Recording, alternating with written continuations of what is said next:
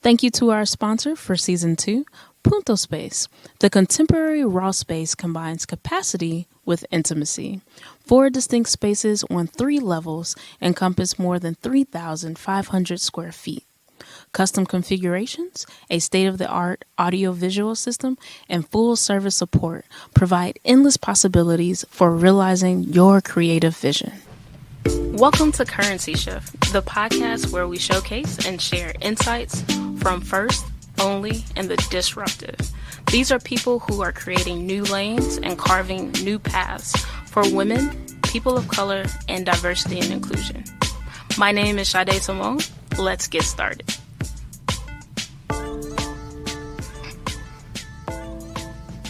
All right, today we have the lovely Flersier in the house today. Cheers. Cheers. Let's take a little sip. That's different. Yeah. We're drinking some sparkling water today in celebration of those who do not drink. So I'm excited to have you in the studio, Flersier. What we're going to do is just learn a little bit about all of your lovely achievements and what you've been able to accomplish thus far on your route to just being a dominant Latina figure in the industry. So if you would, just tell us a little bit about yourself. I won't take all the credit. You don't ever make it by your own, right? So, yes, that's true. A little bit about myself. Yes. That's the question. Yeah. Okay. So I'm Latina. I'm Dominicana. I'm in my mid-30s. I won't say it specifically. So I'm the CEO and the founder for Bello Fashionistas, which is a movement to encourage, motivate, and educate Latina youth and women. I'm also the CEO and founder of Flersier Bello Inc., which is a special events and marketing firm creating innovative and interactive events through social media and marketing campaigns. Okay, excellent. So one of the reasons why I invited you here as a guest is because I look at what you're doing as a disruptor. Like, you're really taking a stronghold on the Latina community and really putting emphasis on empowerment and inclusion, but you're also doing it in a way where you're using a lot of social media and you're reaching back and touching on the high school students and the collegiate students as well. What I want to know is, like, when you were younger, because we're going to go all the way back to the beginning, right? So when you were younger, what were some of your childhood aspirations and dreams? That's an interesting question. Thank you for asking that. When I was 11 or 12 years old, I immigrated from the Dominican Republic when I was 10.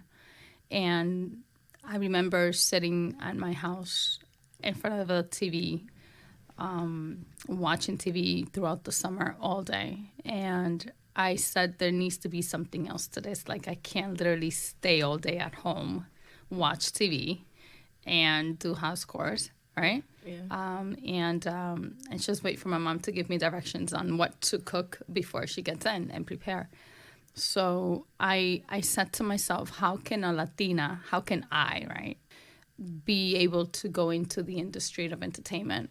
So it was an inspiration for me to watch TV all day. So I guess it served its purpose.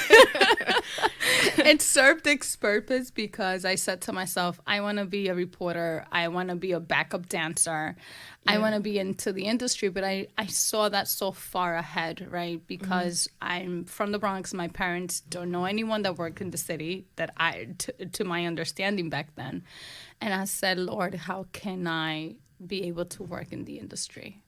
That's interesting. Was there, because you said you were watching TV a lot and you were looking at the entertainment industry as a whole, was there any particular person that kind of stood out that encouraged you, or that you said, if that person can do it, I can do it too?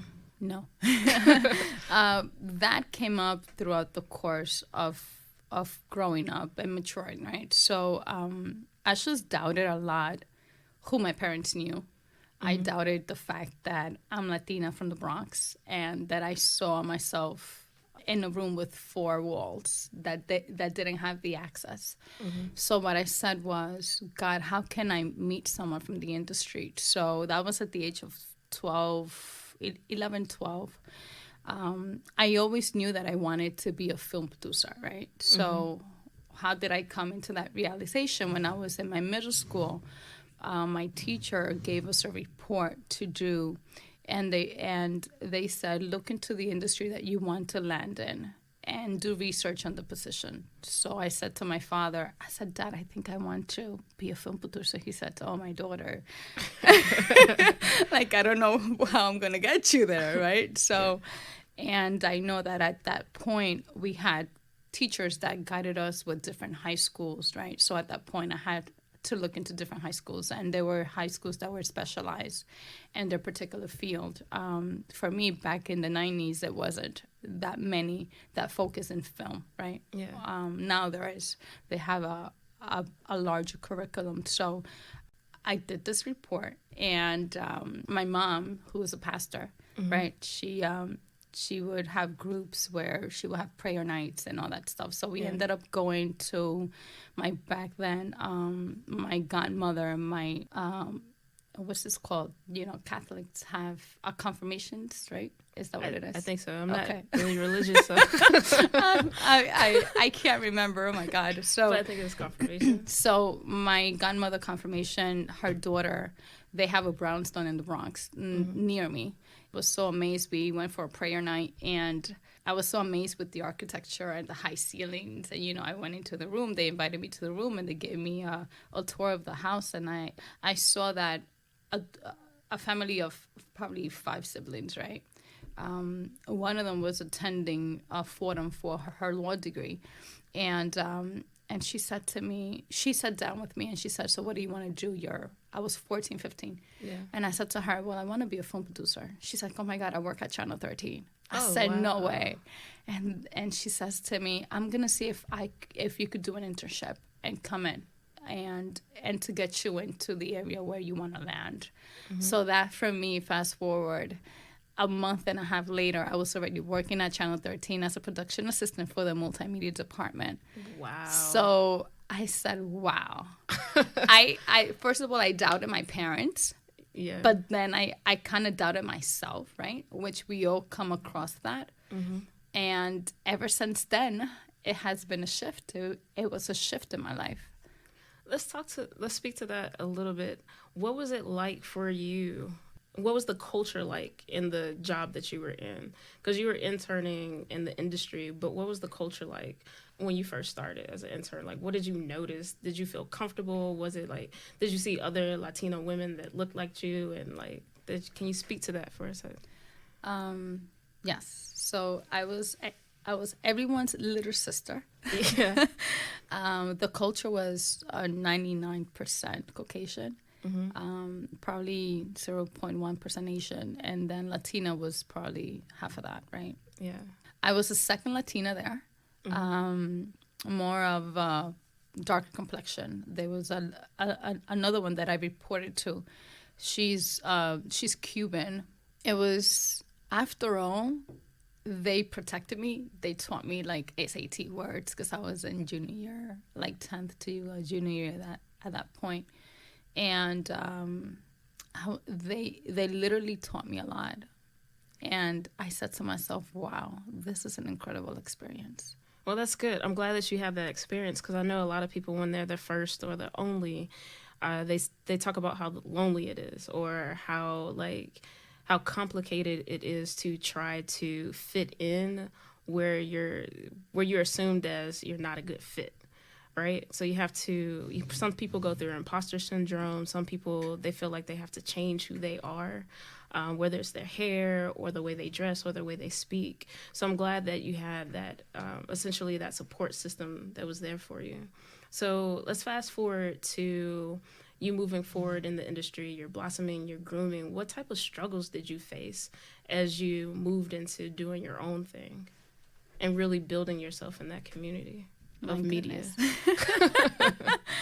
So I tell you one thing that what helped me was that my community, like my aunt, my godmother, her daughter, when I was in high school, I was very involved. My mom made sure that I went to a small high school and that I was in a school where not a lot of people were there. You know, coming in the 90s. I mean, the Bronx wasn't that bad back then, but Harlem you was. could only hear gunshots here and there, but no, It wasn't that bad. it wasn't that bad. I guess one of the things that really helped me was that I had a community of and sister, no sisters, but yeah, sister. I don't have a sister. I'm the only girl. But I had the community of my parents who really guided me. I had the community of my brothers who really sat me down and taught me how men behave. And, you know, my father did the same. But one of the things that really molded me along the way was that my father said to me, people are going to judge you by the way that you speak and you dress. So my father was a manager of a bank, branch manager of a bank in the Dominican Republic, and my mom is a doctor, right? So one of the things that my mom always taught me was I never understood why people reacted or said things the way that they did. And my mom and I sat down with my mom, and she said, you have to understand and accept people by the way that they are. Never judge them by what you see. They always have a story of why they act the way that they do. So fast forward from that, those were the things that really mold me into a person. And the community around me, my aunt, my godmother's daughter, and other people that really saw the hungerness in me to move forward. Like my English teacher connected me to her best friend at that point, like throughout my high school years, that had an event firm. So I helped her plan this gala at the MetLife building, and I worked downtown by World Trade Center, and I interned at the IFP. I was very involved. Like my mom ensured that I was very involved. Like I was constantly going to school, doing internships, and doing workshops. So I did a workshop at the Smithsonian Museum on Fifth Avenue and the upper 90s. So those things were all a compliment for me to move forward and to come into the breakdown of having a firm, right? So what really helped me, to answer your question, there was a lot of struggles. And you always come about it into struggles. And, networking for me helped out a lot. I was very exposed into my industry at a very early age. Mm-hmm. And then I always knew that networking, even when I was in college, networking and working in retail really helped me deal with and associate with different type of personalities and people and their characters.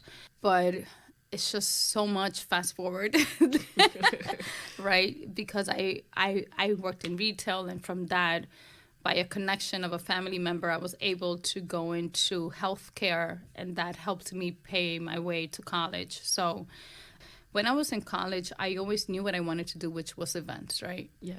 And the film industry and also psychology.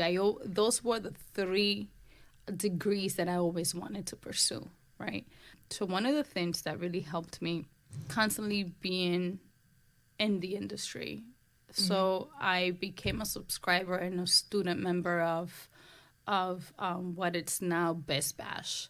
So I will always get their magazines, and I will always see like the trends and events and stuff. Mm-hmm. I spent 7 years working in healthcare, working for a cardiothoracic surgeon.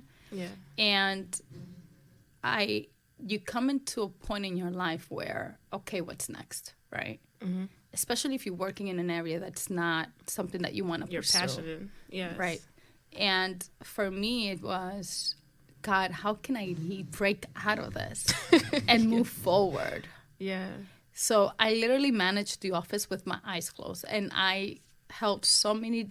I took responsibility of so many positions that didn't pertain to me. But if I didn't have the help, which they weren't giving me any help, they never gave me the help or the backbone to have an assistant.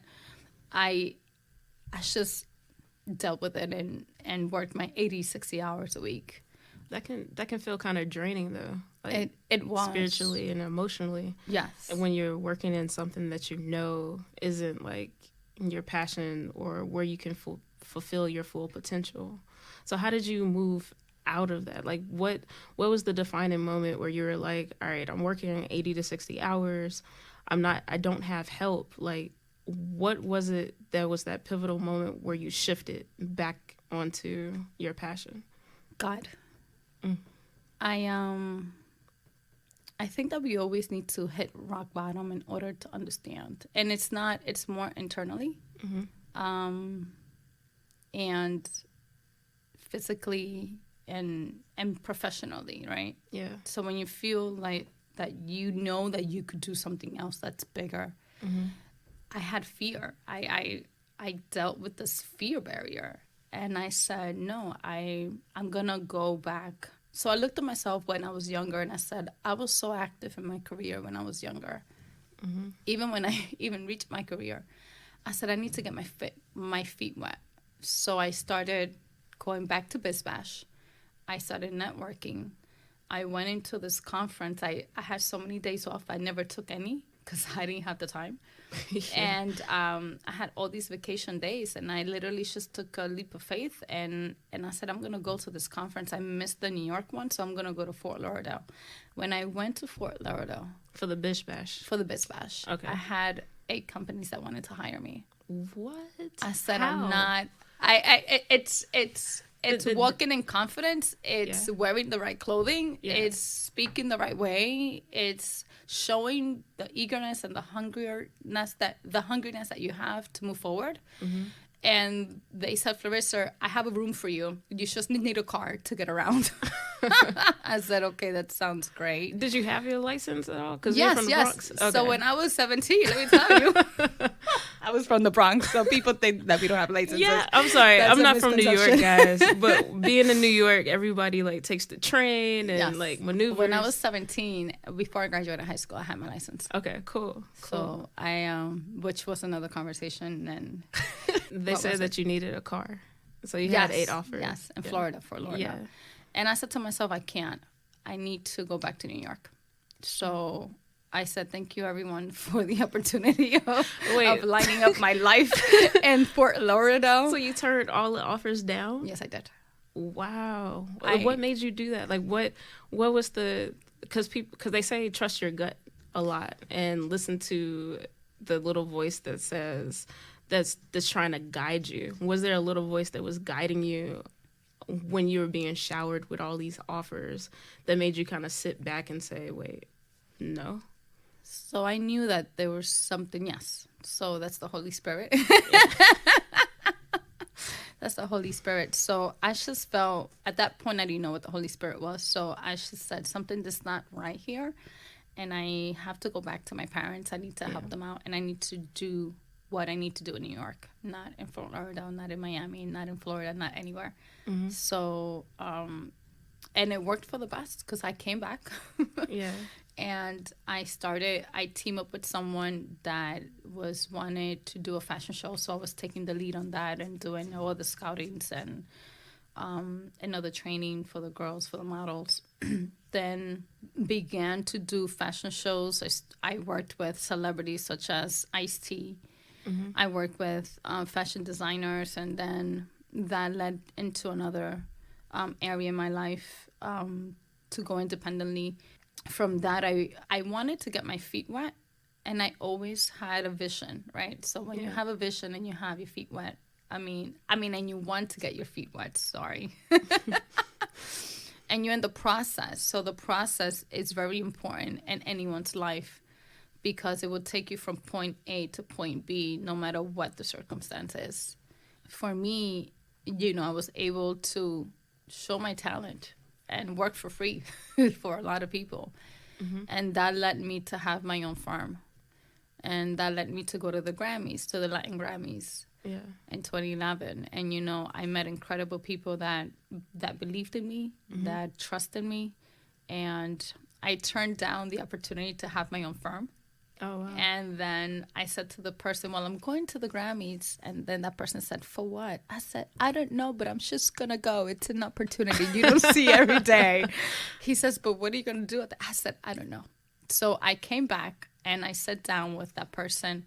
At 7 o'clock in the morning, we were having breakfast. And I said, look, I have an international company that wants to give me the opportunity to do an event. I want to take up your offer. And since then, 2012 came and I had my first firm. My first client was Telemundo.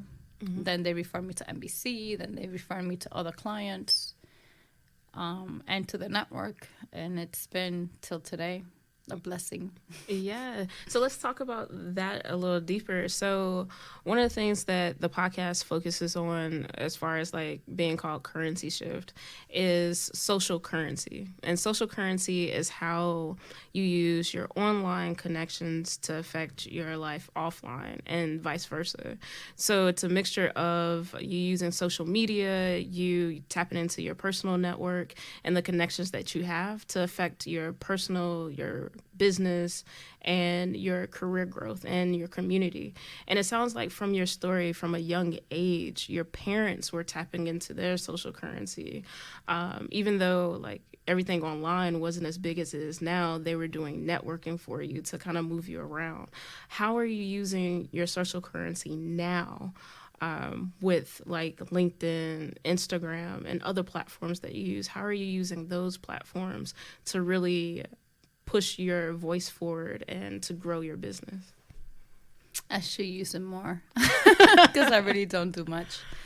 I think that networking in both offline and online is very important. Mm-hmm. So without the offline, you can't get to the online, right? Because you need to Yes. you need to connect one way or the other.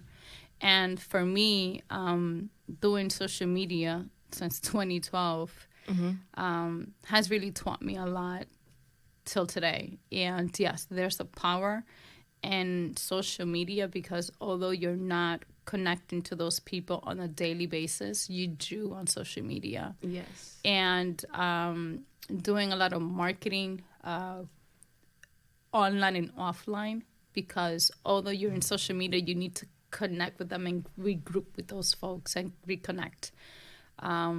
So building relationships is very important. Say that again for them. Building relationships, it's very important. Yes. And we do that since we're little, right? Exactly. So one of the things that we do at Bello Fashionistas is that we run workshops on self-branding. Mm-hmm. And I should probably make this marketing one, right? How do you market yourself? Which I do. It involves a lot.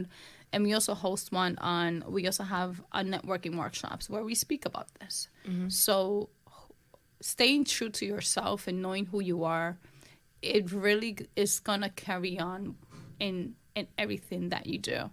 So one of the things that my mom always said to me when I was in my lows, she said, don't worry, stay on and persevere because although you're going through whatever now, you're going to see it differently later on. And you're going to see that this helped you move from step A to step B.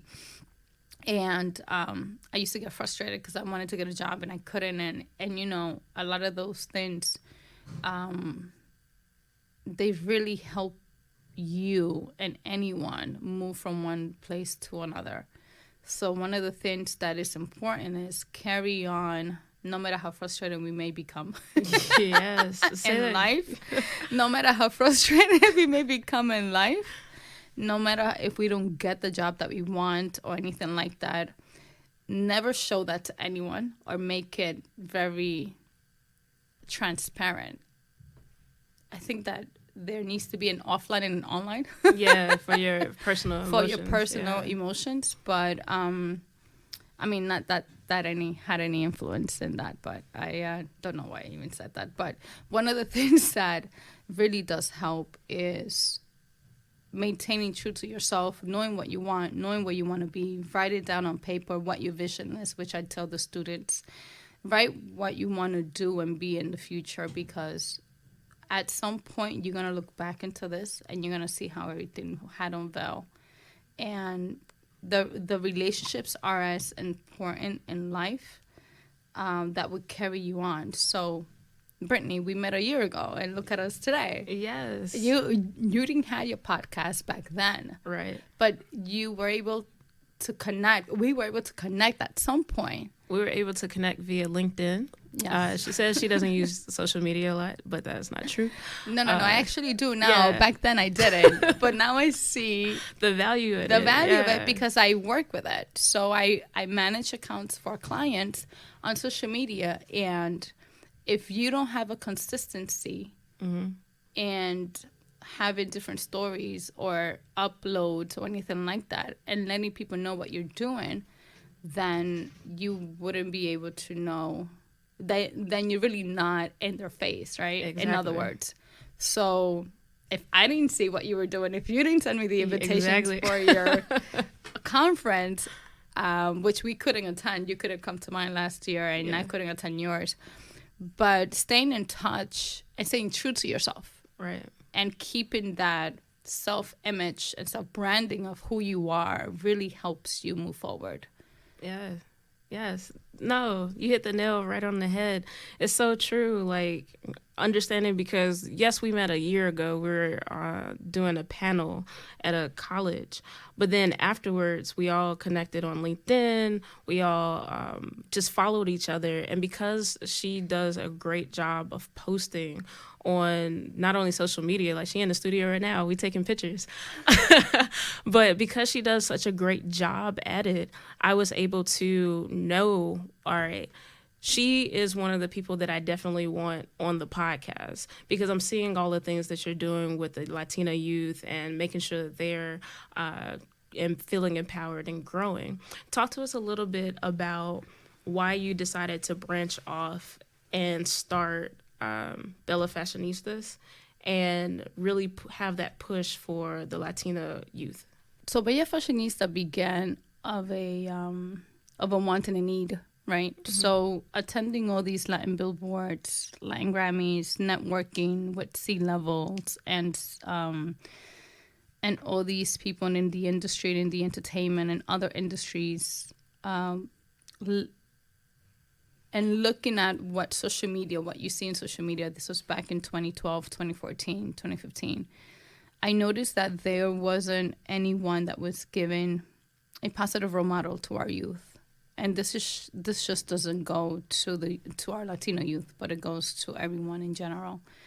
I noticed that students were more prone to see the growth of rappers and urban culture, which there's nothing wrong with that. Right. But they saw them as role models. Yeah. And I said, no, there's additional role models that we should say that they're actually role models. Yeah.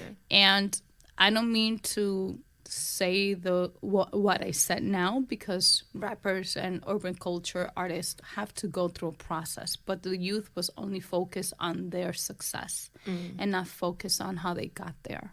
So I said to myself, there's so many Latinas, African American women, so many Caucasian women, so many women that have excelled in their industries that they're not focusing on. So I said, let me create this fashion blog. I love fashion. Mm-hmm. And I said, I don't want to create a fashion blog that doesn't resonate and doesn't create impact. Mm-hmm. Like, I don't want to just be another fashion blogger, because I really don't want to focus on every day dressing up and taking pictures. Right. It doesn't make any sense to me. I said, if I want to leave this earth, I want to leave with something that created an impact in our community. I want to leave a substance, something that someone could carry on after me. So I said to myself, I said, okay. I started strategizing. I said, well, let's call it a fashion, because everyone loves fashion, right? We, men and women, kids, whoever, we all have to dress and buy clothes. Thank God for that. So I said, but it needs to resonate in those Latinas and women that have escalated the corporate ladder, because our youth need to see that. There's so many women in government, African-American women, Latina women. And then I said, but I need to focus in my industry and my culture, because there's a lack in that. 2014 was the year of inception. And I gathered a group of women of different backgrounds to be able to do this fashion blog. It was very, very well received. We had 1,000 views in just one of the posts, which was incredible for a first-timer. And then everyone else had their own thing happening, right? And it's volunteer, so And then I got busy with my company. So then I had to not reinvent the wheel, but a lot of it was coming back and really finding the purpose of what I wanted to convey. So 2016 was the birth of the Bella Fashionistas, and being a platform that interviews Latinas, which we kept it the same. but also a platform that resonates with the community and has a direct impact by creating workshops that would build Latinas through their leadership skills and economic empowerment and social programs. So now we're working more with the youth, the root in the communities. So I said there's a lot of organizations that are helping Latinas in so many different shapes and forms. Yeah. Let's focus on those students that are not getting it. So I would say every other opportunity financially from corporations are sent to those students that are very, very good performers, right? Yeah. But no one is focusing in the majority that do not perform well. I said, I think that if we take it by the core and hosting these workshops at the middle schools and the high schools, that will lead those students to hopefully, right, graduate and be enticed to go to college. So we will have a higher rate of graduation. So I sat down with a few folks in academia, in different places, in corporations and industries, and they said, yes, you should do that. So now, Bella Fashionistas is not only a digital platform where we host interviews, but we host workshops, and also it's a platform where we connect students with their industry of careers that they want to pursue in their life, right? So I said, let's partner up with organizations, nonprofit organizations that focus by industry. So we partner with Prospanica, with Alpha, with SHIP, with CHCI, and we promote their programs. We promote what they're doing, their events. We encourage our students to become student members, especially if they know what they want to pursue for the rest of their life. And we connect them with internships. So our goal is to bring our corporate sponsors to do corporate visitations with the students, and at some point where they could have the opportunity to have internships. So we have two mentees with success stories. So one of them is working in healthcare. Oh, wow. And the other one is in the process of doing a shadow program for the semester. She's a nursing student, and she's not Latina. She's Jamaican. So I sit down with these students every month, and I help them maneuver and get to where they need to. So one of them, who's a nursing student, she says that I said to her, you have to, what I did, right? I became a member of BizBash. So I told her, you have to become a member of a nonprofit organization that focuses in your career. And now she's up to see when their events are, so she could network and she could get her foot in. And you know, when we do that, that's her success story for me. Success story. Is my success story, because that's what we want to see ultimately. That's amazing. And that's a good way to look at it, because just because you're not a high performance student does not mean that you won't be successful. It's just about getting the right motivation for you to push yourself a little bit. So, like, mad respect to you for focusing on that end of the spectrum to get them to the higher end. So I really like that a lot. How do you celebrate your wins? So you have 2 interns that are successful. Both of your businesses are successful. Like, how do you celebrate the small wins? Although we should appreciate the small wins to get to the bigger ones, I really don't. I just thank God for everything that's happening, because I wouldn't be able to get to where I am if it wasn't because of him. A lot of people ask me, how did you come to have, with your first firm, how did you get Telemundo as a client? Within 8 months of having incorporated the company, I said to them, the man up there, he's my best friend. And when I hear things like that, it gives me gratification of the power that God has when we trust in him. For me, it's like, okay, what's next? Although I shouldn't say that, because I should be able to enjoy those moments. But I'm so focused on what's the next, which I shouldn't be saying that, because I should be able to sit back and say, oh my God, you did this. But I do. I don't believe that I have reached success in any of these startups and third companies, and managing two companies at the same time is not the easiest when you don't have the support to do that. But I know that it's growing pains. Yes. And it's a process. So I just thank God for that. And, you know, for me, when I do an event and it comes out great, it's like, oh my God, this is awesome. What's next, right? Fashion shows were like, oh my God, this is awesome. What's next? But to me, the most is to be able to help a student, like take a picture for her LinkedIn profile. She created a LinkedIn. I told her how to, I guided her how to be on social media, what to say, what not to say, how to maintain that self-branding for herself. So whatever helped me when I was growing up, it's what I'm teaching them. Yes. And I feel that if we don't have the connections, if they don't have the access to the connections, how are they going to make it? And say that again for us, because that's really, really important. If we don't have the access for the connections, how are we going to make it? Exactly. So what you're doing is you're building that bridge for them, which is really good. And hopefully from the people listening to the podcast, this is helping you build your bridge to whatever you desire to accomplish in life, in personal, or in career. Because everybody that's featured on the podcast, they all have LinkedIn accounts. They all have social media, Instagram. And I encourage you to connect with anybody from season 1 and anyone that you listen to on season 2. For you, what advice, right, of all the advice that you've received from like your mom, your dad, from the industry that you've been in, from your experiences, what piece of advice, just one piece, I know that's hard, but just one piece of advice, what advice would you place on a Post-it on your desk? Nothing is impossible until you believe. Say it again for them. Nothing is impossible until you believe. Nice. You asked me before, what do I do when I'm in my lowest, right? Yeah. I kneel on my knees and I pray. Because I have seen the impossible.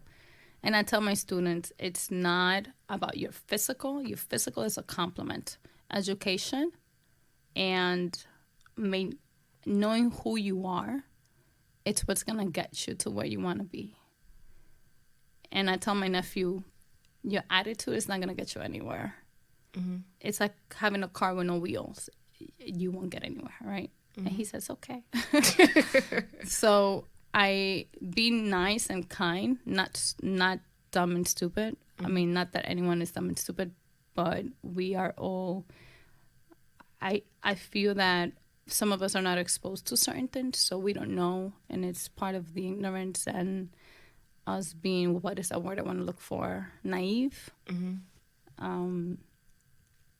There's no such thing as that, because when you trust in God, when you trust in the higher power, right?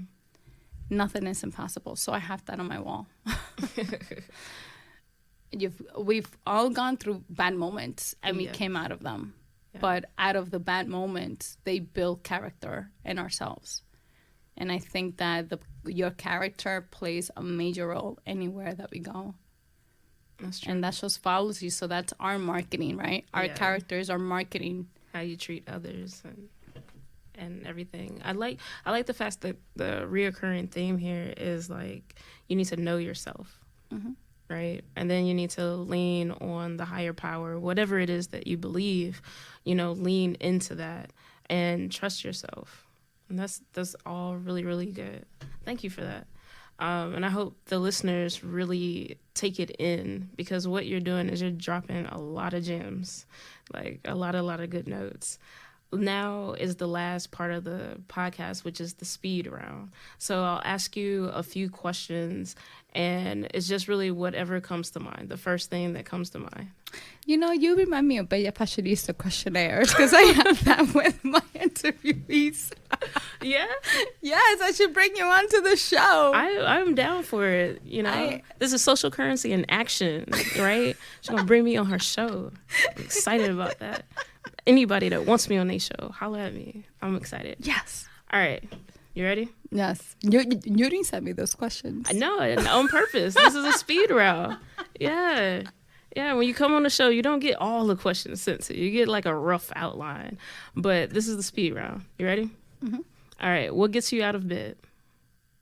Oh, my God. The fact that I have to pray every morning gets me out of bed. What's your favorite band, like music band? Barak. Barak. Okay. They're a Christian band. Okay. All right. Got it. What's your favorite drink? Coffee. How do you take your coffee? Is it black or do you add in there? I do black. Okay. But I have to add half and half from time to time. Okay. Got it. Role model? My parents. Luxury item? A car. A Range Rover. Yeah, you mentioned you like high cars. Yes. That you have to jump into. It's cool. All right. Favorite food? Italian. Favorite country to visit? I want to go to Thailand. Thailand. All right. It's not my favorite. Probably Paris. Paris is okay. So you have a country that you want to go to, which is Thailand, and then you have your favorite, which is Paris, France. Yeah. All right. Best way to give back?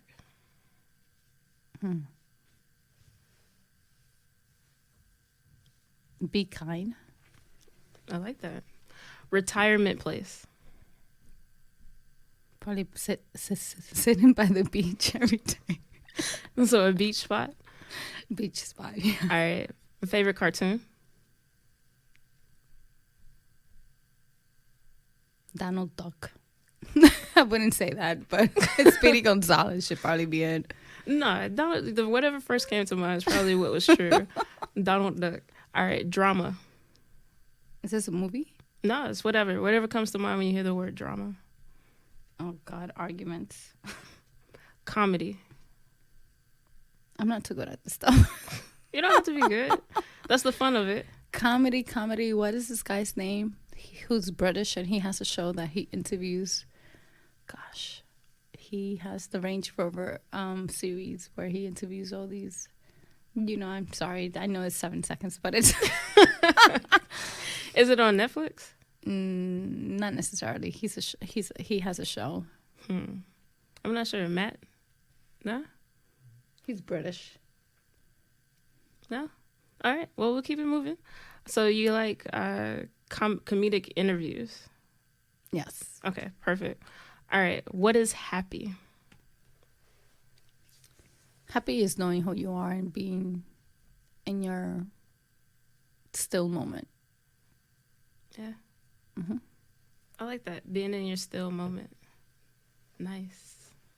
Well, that is it. That is all that we have. Thank you for the great experience with just learning more about you and sharing your story with our listeners and giving so many great pieces of advice. Let them know how they can connect with you. Flersier Bello on Instagram, Bella Fashionistas on Instagram, Twitter, LinkedIn, and Facebook. They can reach me anywhere. All the social media mediums. All the social media mediums. All right. Thank you. I appreciate it. Thank you so much for having me. No problem. Thank you to our sponsor for Season 2, Punto Space. The contemporary raw space combines capacity with intimacy. 4 distinct spaces on 3 levels encompass more than 3,500 square feet. Custom configurations, a state-of-the-art audio-visual system, and full-service support provide endless possibilities for realizing your creative vision. Thank you for joining the conversation. To learn more about Currency Shift, go to currencyshiftnow.com. If you feel as though you fit the criteria as the first, the only, or the disruptive, send us an email, info@currencyshiftnow.com. Until next time, keep pushing, stay motivated, and stay encouraged.